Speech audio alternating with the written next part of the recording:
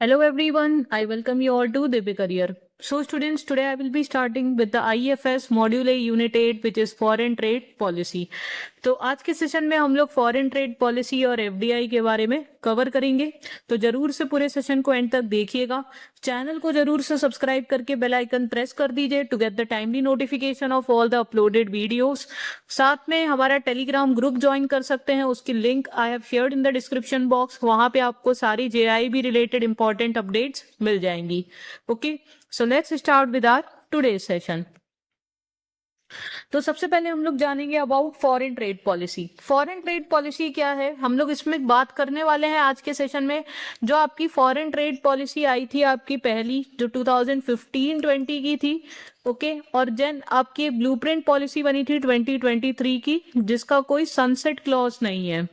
Okay, तो उनके सब कुछ इंपॉर्टेंट पॉइंट्स के बारे में आज के सेशन में डिस्कस करने वाले हैं हम लोग। ओके, सो फॉरेन ट्रेड पॉलिसी क्या होती है? It is an economic policy which governs the economies export and import activity.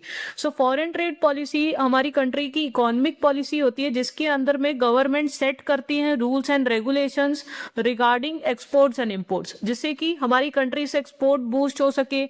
Imports को इसके थ्रू रेगुलेट किया जाता है, कौन कौन से सेक्टर्स में हमें क्या एक्सपोर्ट करने की जरूरत है, किसमें हमें इंपोर्ट कंट्रोल करने की या तो जरूरत है, किस तरीके से हम लोग एक्सपोर्ट को बूस्ट कर सकते हैं by giving different kinds of benefits और subsidies benefits to the exporters. Okay, जिससे क्या है एक फेवरेबल ट्रेड बैलेंस हो सके, इकोनॉमी हमारी ग्रो हो सके और वापस से जो बीओपी क्राइसिस हुए थे 1991 के वो रिपीट ना हो। ओके, तो उसके लिए हमें बहुत जरूरी है कि हमारी एक प्रॉपर पॉलिसी हो in place, so that we could regulate our imports as well as we could boost our exports, जिससे कि हमारा जो डोमेस्टिक प्रोडक्शन है, ओके, वो भी बूस्ट हो, वो भी ग्रो हो, और साथ में we could also boost our exports as well. A well-planned foreign policy adds to the local economy's output and nation's prosperity. India has had special policies promoting trade and investments from its inceptions. So अच्छी proper policy रहेगी in place, so उससे economy output, economy grow होती है. It results in increasing the GDP of our country, prospering the nation as a whole. It helps in boosting the trade and investments. Okay. तो चलिए अब हम लोग बात करते हैं important points related to the foreign trade policy of 2015-20।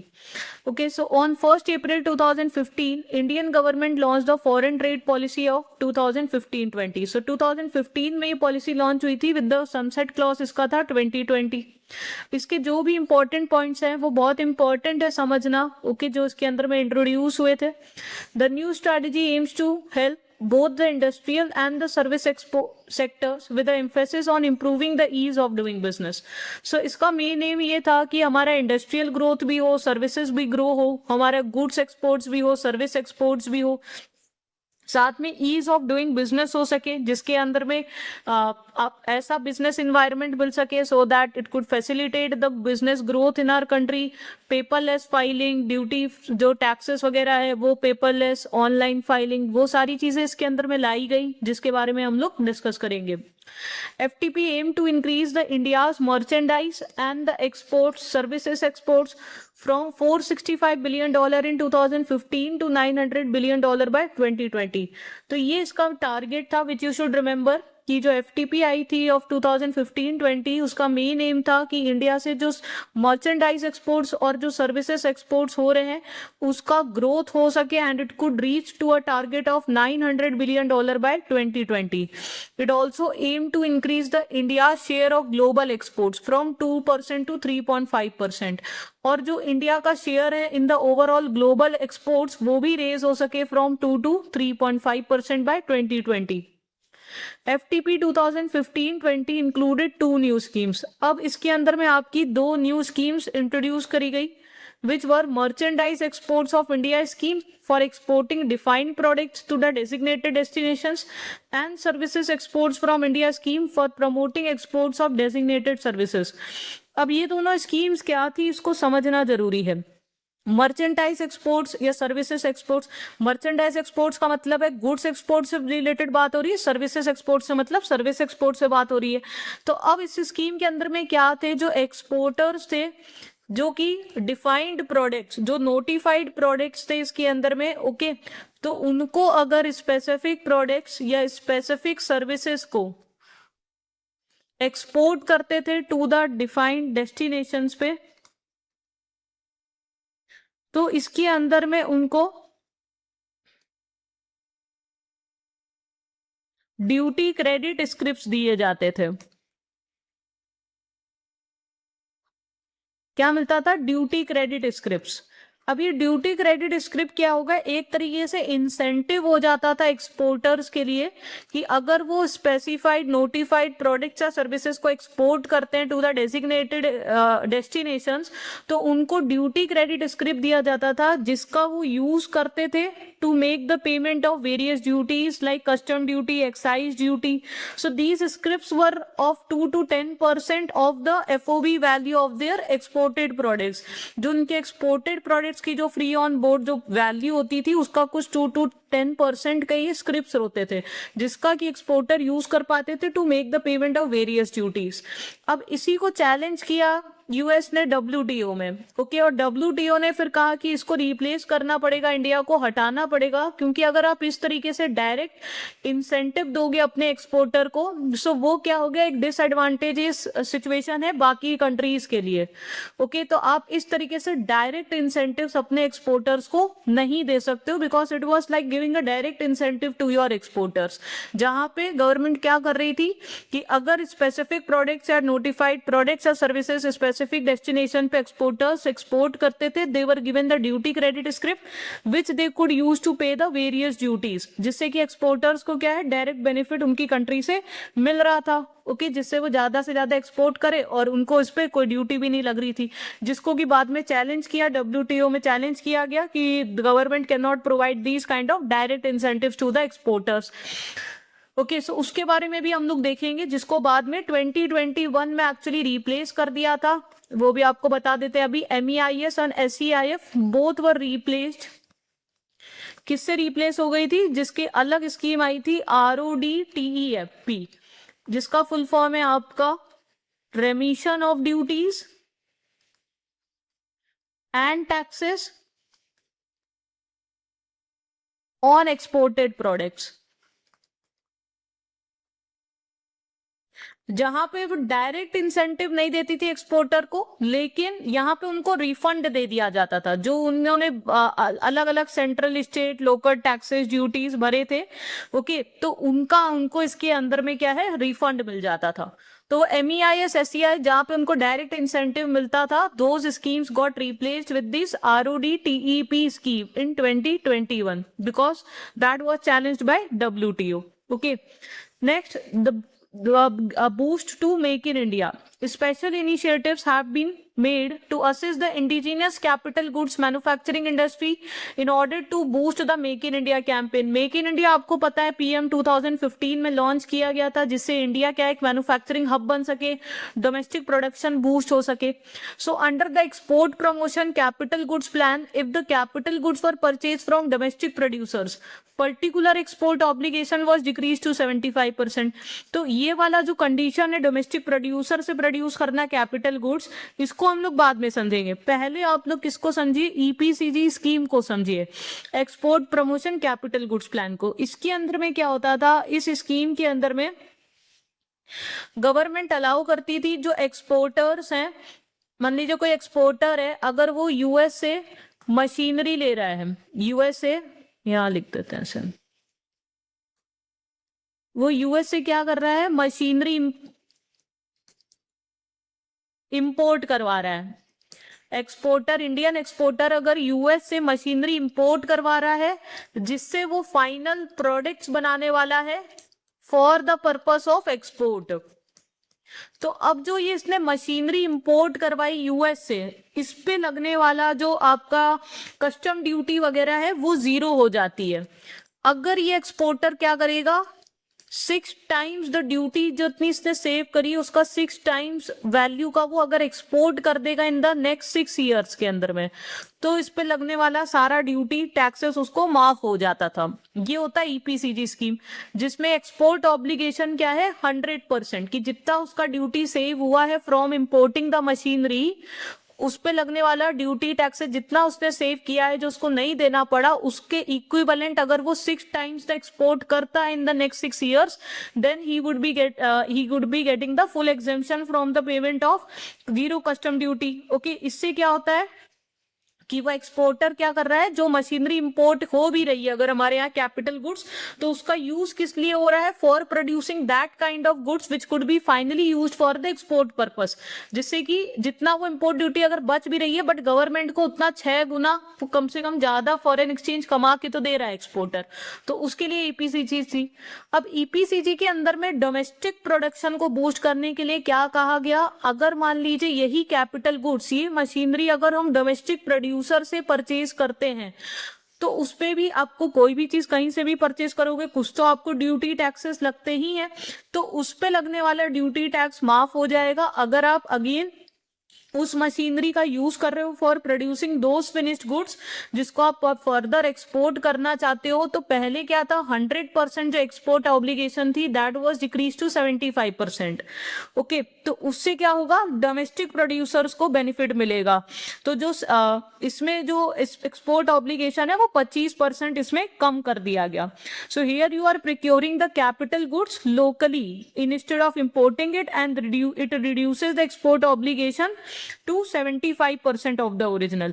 Okay, जिससे जो पहले 100% एक्सपोर्ट ऑब्लिगेशन था वो रिड्यूस करके 75% ऑफ द ओरिजिनल रिक्वायरमेंट, जो ओरिजिनली मतलब जितना एक्सपोर्ट करने की जरूरत थी प्रीवियस स्कीम में अंडर ईपीसीसी, उसका 25% रिडक्शन, ठीक है, उसका 75% ऑब्लिगेशन अब रह गया था एक्सपोर्टर को। अगर वो ये मशीनरी डोमेस्टिक प्रोड्यूसर से ही खरीदते हैं तो उस पे लगने वाला जो टैक्सेस वगैरह है उस पे उनको क्या है, एग्जेम्पशन मिल जाता है अगर वो जितना उनका एक्सपोर्ट ऑब्लिगेशन बनता है उस ड्यूटी सेव का, जैसे 6 टाइम्स ऑब्लिगेशन बनता है। ओके, तो 6 टाइम्स अब नहीं एक्सपोर्ट करना है, उसका सिर्फ 75% ही अगर वो एक्सपोर्ट करने की जरूरत पड़ेगी, ठीक है, तो ये उनको एक तरीके से और इसमें बेनिफिट मिलता है। Okay, so this is boosting our domestic production. Next is trade facilitation and ease of doing business. ये सब आपको हो सकता है कॉम्प्लेक्स लग रहा हो, इसलिए 2 बार वीडियो को देखेगा, इससे आपको और अच्छे से समझ में आएगा ये टर्म्स। बाकी आई डोंट सी मतलब ऐसा मुझे बिल्कुल नहीं लगता है कि बाकी किसी भी कोचिंग इंस्टीट्यूट ने आपको ऑनलाइन ये पूरा फॉरेन ट्रेड पॉलिसी के ये सारे कॉम्प्लेक्स टर्म समझाए हैं या स्कीम समझाए हैं, क्योंकि आप बाकी की क्लासेस भी देखोगे तो वो लोग डायरेक्ट सिर्फ एफडीआई एफपीआई पढ़ाकर ये चैप्टर खत्म कर दिया गया है। फॉरेन ट्रेड पॉलिसी में ये सब एसईआईएस एमईआईएस स्कीम क्या थी, ईपीसीजी क्या है एक्चुअली, इसके बारे में नहीं समझाया गया है, तो आपको डिफिकल्ट लग सकता है क्योंकि आपको बाकी किसी भी कोचिंग सेशन में क्लास में नहीं मिलने वाला है, ठीक है। तो बट हम लोग यहाँ पर दिव्य करियर में ऐसा नहीं है कि सिर्फ इजी इजी पढ़ाना है, जो है आपके सिलेबस में अगर वो कॉम्प्लेक्स भी है तो आपको समझना जरूरी है, तो उसको हम लोग इजी वे में समझाने की कोशिश करते हैं, ठीक है। चलिए आगे बढ़ते हैं, which is trade facilitation and ease of doing business. अब trade facilitation, ease of doing business, business environment और फ्रेंडली हो सके, इसके लिए और क्या क्या किया गया, hard copies of application and specified papers which were formally required for the incentive programmes and the duty exemption schemes were no longer required. एक तो हर चीज की हार्ड कॉपी सबमिट करना एप्लीकेशन डॉक्यूमेंट की, जिससे कि आपको डिफरेंट इंसेंटिव स्कीम के अंदर में ड्यूटी एग्जेम्पशन मिल सके, वो सब अब रिक्वायरमेंट नहीं था। साथ में आपका आइस गेट पोर्टल आ गया, okay, which was Indian custom electronic gateway portal, जो कि जिसमें कि क्या है, इंडियन एक्सपोर्टर्स इंपोर्टर्स सब सारा इलेक्ट्रॉनिक फाइलिंग कर सकते हैं, जो भी उनके डॉक्यूमेंट्स है, जो भी उनको ड्यूटी पे करनी है, अब वो सारा चीज क्या है, इलेक्ट्रॉनिकली हो गया है। So it resulted in ease of doing business. Others और क्या क्या चीजें थी under this policy, e commerce exports of the handloom products, books, periodicals, leather, footwear, toys, customised fashion garments through the courier और foreign post office would be able to get the benefit of MEIS for the value up to 1000 Indian rupee. तो अगर e commerce के through exports हो रहा है, ई commerce exports हो रहा है of these specified products which includes books, leathers, toys, footwear and all, okay, तो उनको भी एक्सपोर्टर्स को MEIS जो हमने merchandise export from India scheme पढ़ा था उसके अंदर में बेनिफिट मिलता है for the value up to 25,000। Manufacturers who were status holders were able to self-certify their manufactured goods in phases as originating from India with a view to qualify for the preferential treatment under various forms of bilateral and regional trade agreements. So जो वो manufacturer जो कि status holders होते थे जिनको 4 star 5 star ठीक है ratings वगैरह मिली हुई हैं, वो अपने गुड्स को खुद ही सेल्फ सर्टिफाई कर सकते हैं कि that they have been originated in India. अब जैसे बहुत सारी कंट्रीज हमें एक्सपोर्ट करते हैं, ओके तो वहां पे सर्टिफिकेट ऑफ ओरिजिन माना जाता है, ओके काफी सारे डॉक्यूमेंट्स मांगे जाते हैं, इनको अलग सर्टिफाइंग एजेंसी से हमें सर्टिफाई करवाना पड़ता है, उसकी अलग फीस लगती है, वो टाइम टेकिंग होता है। तो अगर स्टेटस होल्डर्स मैन्युफैक्चरर्स हैं वही होते हैं जो काफी समय से लंबे समय से इस एक्सपीरियंस होल्डर होते हैं और अच्छे से कंसिस्टेंटली काम कर रहे होते हैं, उनको अच्छे 4-5 स्टार रेटेड होते हैं, तो वो लोग खुद ही सेल्फ सर्टिफाई कर सकते हैं, which helps to save their lot of time and the fees okay for getting it certified from the other certified agencies. और साथ में they get qualify for the preferential treatment, मतलब अगर उन कंट्रीज के साथ इंडिया का बायलेटरल ट्रेड अग्रीमेंट्स है तो उनके गुड्स को भी क्या है उसके अंदर प्रेफरेंशियल ट्रीटमेंट मिलता है। ओके तो ये सारी चीजें भी इसके अंदर में लाई गई। Next is your foreign trade policy of 2023। अब देखिए फॉरेन ट्रेड पॉलिसी 2023 आई जो कि एक तरीके से ब्लूप्रिंट थी, बनाई गई थी, ओके और इसका कोई भी सनसेट क्लॉज नहीं था। इसके अंदर में क्या इंपॉर्टेंट पॉइंट्स हैं वो हम लोग समझेंगे। आपके मैकमिलन बुक में फॉरेन ट्रेड पॉलिसी 23 की बात नहीं करी गई, but because is the latest policy और इसके अंदर में क्या इंपॉर्टेंट पॉइंट्स थे, it is very important for you to understand. Okay तो उसके बारे में हम लोग अच्छे से डिस्कस करेंगे। So the government aims to increase the overall exports to $2 trillion by 2030 with equal contributions from the merchandise and services sectors. So foreign trade policy जो 23 लाई गई, इसके अंदर मेन टारगेट क्या था कि ओवरऑल एक्सपोर्ट्स हमारे इंक्रीज हो सके अप टू $2 ट्रिलियन बाय 2030, जिसमें equal contribution of from the goods as well as from the services sectors. अब जो ये पॉलिसी थी that is based on these 4 pillars. तो इसमें क्या क्या 4 पिलर्स थे? पहला था इंसेंटिव टू रेमिशन।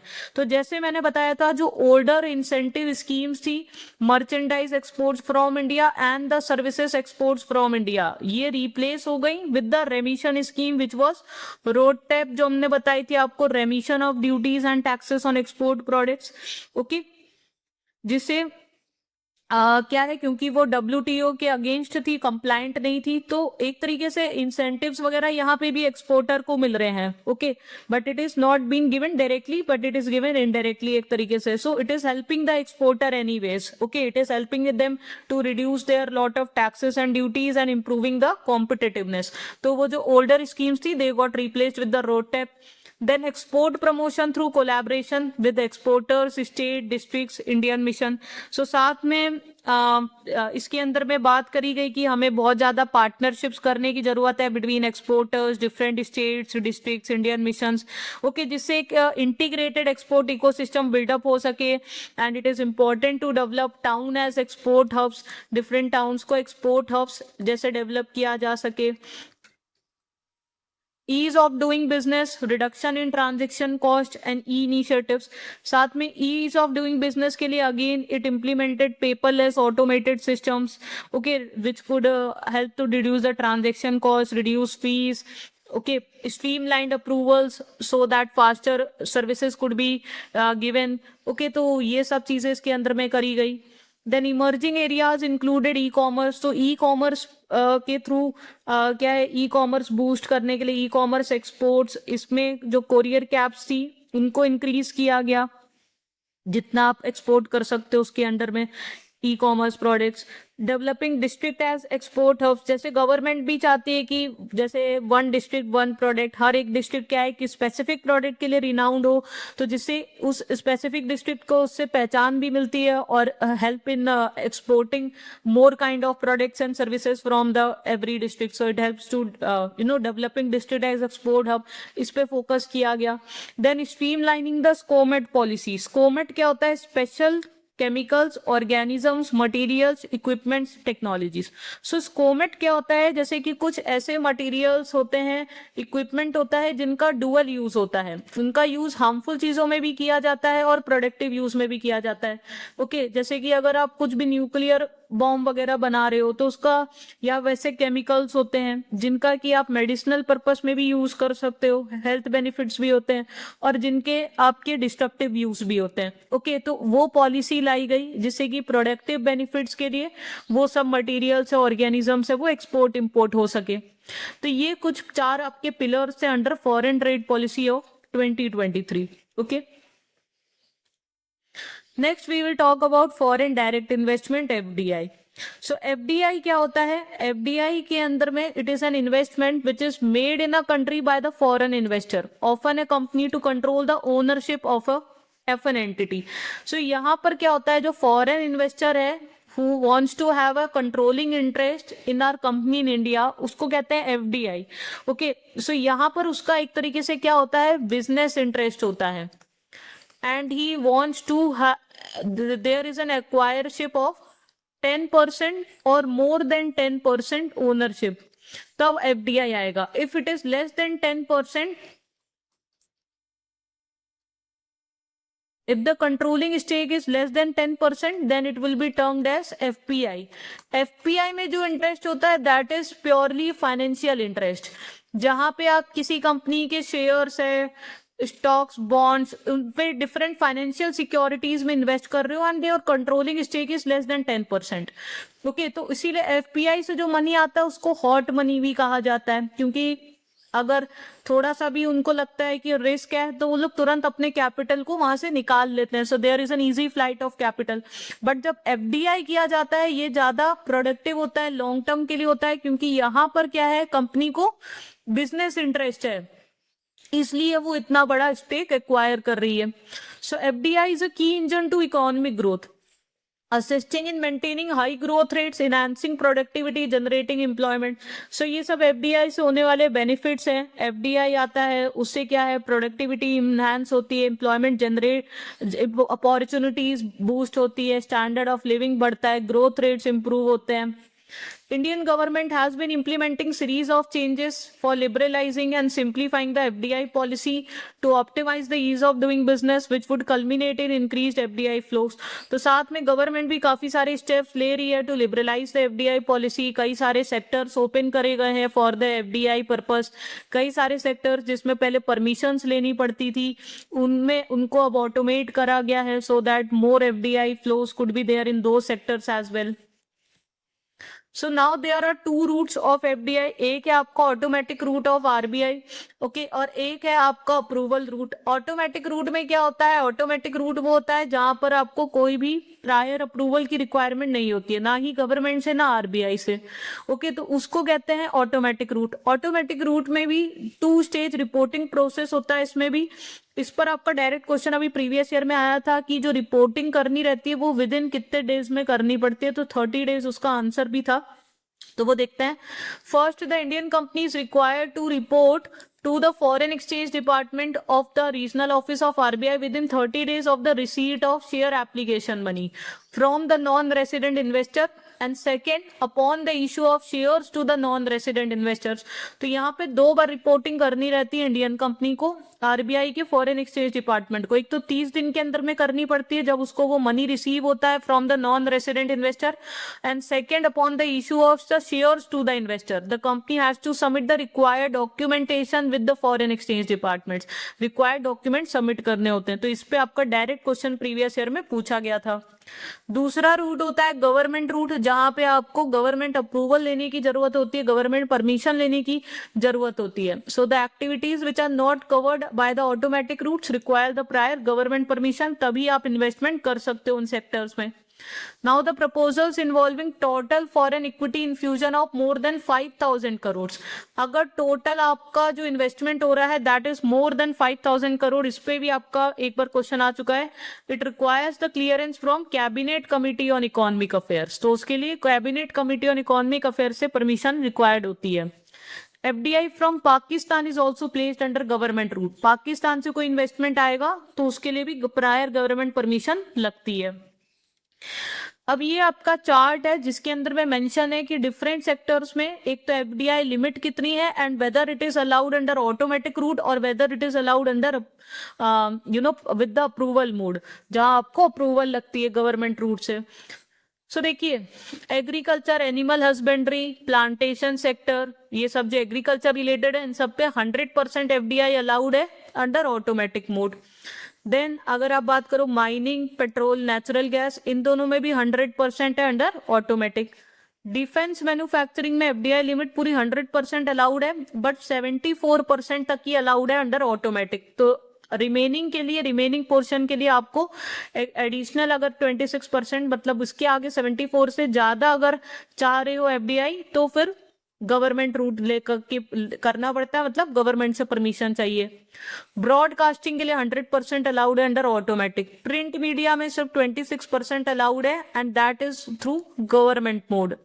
सिविल एविएशन और कंस्ट्रक्शन डेवलपमेंट दोनों में 100% अलाउड है अंडर ऑटोमेटिक रूट। तो ये सब क्या है आपको याद होने चाहिए, क्योंकि इनसे डायरेक्ट क्वेश्चन एग्जाम में देखने को पहले मिल चुका है।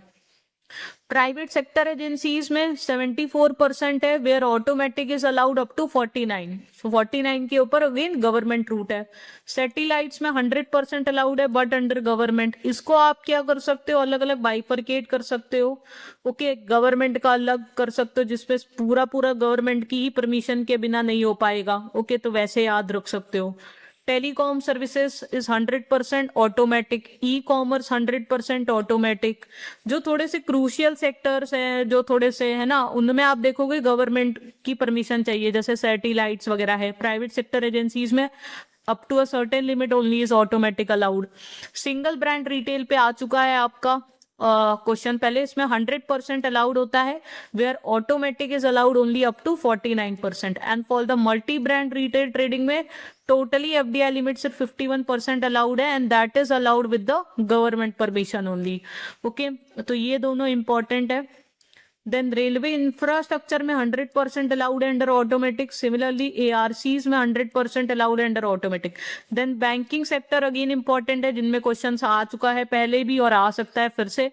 तो प्राइवेट सेक्टर में 74% अलाउड है, where automatic is allowed up to 49%। तो उसके ऊपर अबव 49 अप टू 74 के लिए गवर्नमेंट परमिशन लेनी पड़ती है। और पब्लिक सेक्टर बैंक्स में 20% ही अलाउड है विद द गवर्नमेंट परमिशन।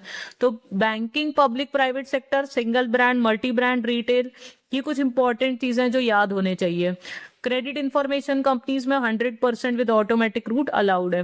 खासकर जो भी फाइनेंशियल मार्केट रिलेटेड है प्रोडक्ट्स, उनका तो एटलीस्ट याद रखिएगा। Okay, infrastructure market in securities market, infrastructure companies in securities market 49% in their automatic route।